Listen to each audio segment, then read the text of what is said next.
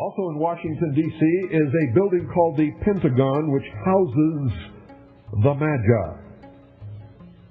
For the senior ranks of the military, there is made up in that circle of men a secret order founded by George Washington called the Knights of the Golden Circle. Its first chapter was formed among the officers who had served with George Washington during the Revolutionary War. Most of them were also Freemasons.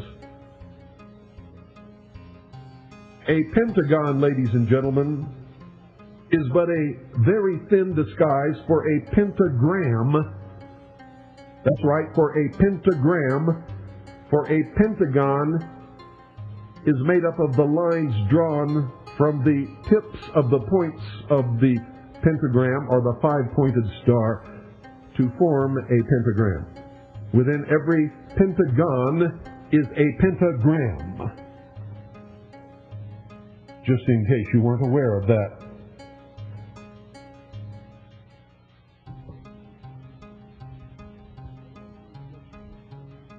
In the language of the initiates, the pentagram is also known as the Star of Light, when it represents or symbolizes the regenerate man or initiate. The Holy Pentagram, or Star of the Magi, according to Elpis Levi, the great initiate of France, was known to the French Gnostic school as the Blazing Star. The sign of the intellectual, omnipotent autocracy, or spiritually enlightened masters, known amongst the adepts as the Magi. The Star of the Magi is the Word made flesh, and according to the direction of its rays, this absolute symbol represents good or evil, order or disorder. The saving Lamb of Ormond and St. John are the accursed goat of Mendes. It symbolizes initiation or profanation. It is at once Lucifer or Vesper, the morning or evening star. It is Mary or Lilith, victory or death, light or darkness.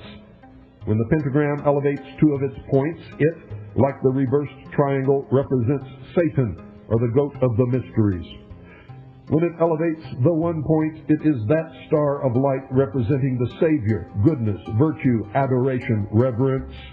And by Savior, they do not mean Jesus the Christ. They mean the Christ within, the God in man, the intellect that will ultimately make man God. The pentagram is the figure of the human body with its four limbs and a single point representing the head.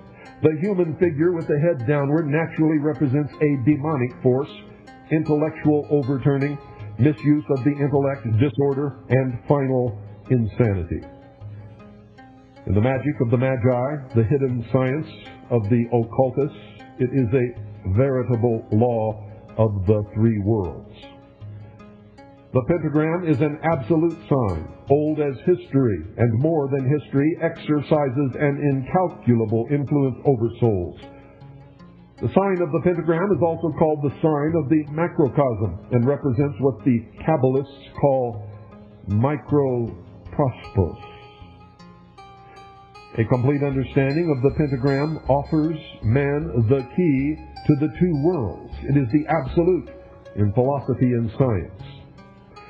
The ancient Magi drew the sign of the pentagram on their doorsteps to protect them against evils and to seek the help of all that is good.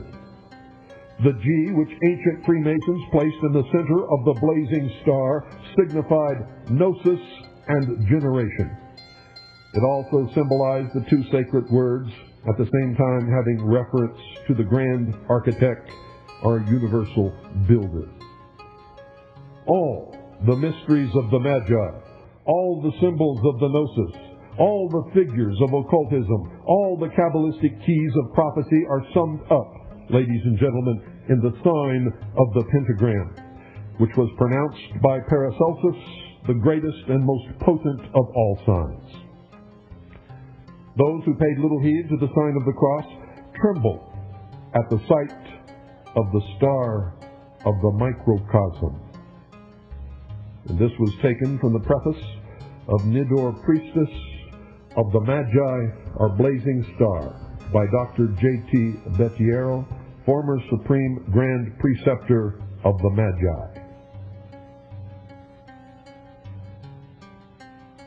How about that?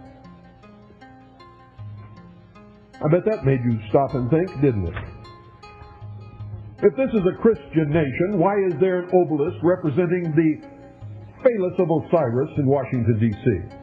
Why, when you stand in the rotunda of the Capitol building and look straight up at the inside of the dome, do you see a painting of George Washington riding in the chariot, being pulled by the horses across the heavens as Apollo, the god of the sun? And why is it that around this big painting of George Washington in the chariot of Apollo are pictured all the old gods of the Roman pantheon? Mercury, Zeus, all of them, ladies and gentlemen. And why is there a huge pentagon hiding in its structure the greatest occult power known to man, the pentagram?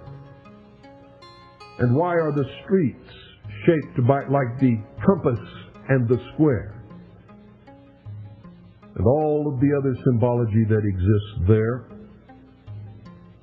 I think you'd better wake up, ladies and gentlemen.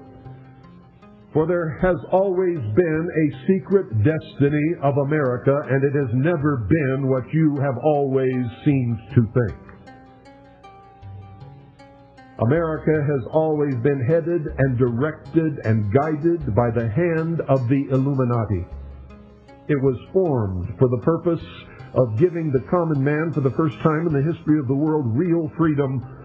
And once that revolutionary effect reverberated around the world, it toppled the kings and queens and princes from their thrones exactly as it was designed to do. And now they are in the process of going about their business of taking that freedom back from the common man and cementing their ties that they have made in the power structure of all the nations of the world, to dissolve all the existing religions, all existing nation states, to shackle the mob and bring about their final victory, their utopian socialist world government, which they call the Golden Dawn.